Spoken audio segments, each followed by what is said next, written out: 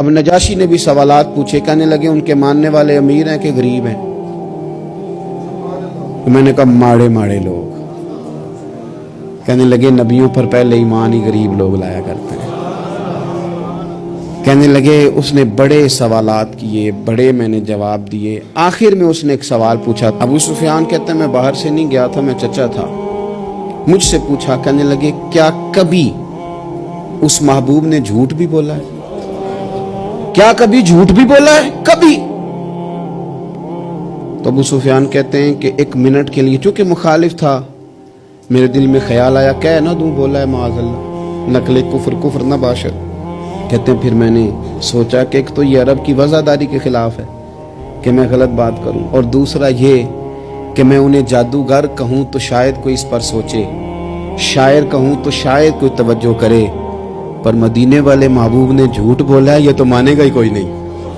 یہ کیسے ہو سکتا ہے؟ یہ تو صادق اور امین ہونا تو ان کا آفتاب سے زیادہ روشن۔ کون اس بات کو تسلیم کرے گا؟ کون مانے گا؟ کوئی نہیں مانے گا۔ اللہ اکبر، کون تسلیم کرے گا؟ ابو سفیان کہتے اس نے پھر پوچھا بتاتے کیوں نہیں، چپ کیوں کر گئے ہو؟ کیا کبھی انہوں نے جھوٹ بھی بولا ہے؟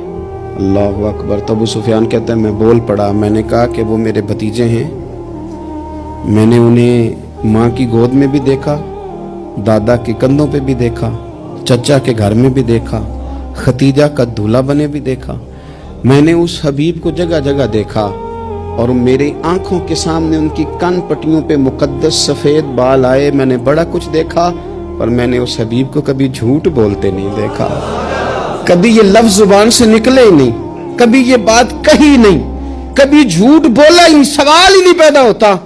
تو کہتے سناٹا چھا گیا میری بات پر مجمع میں۔ نجاشی نے کندھے کے اوپر رومال رکھا، اٹھ دیا۔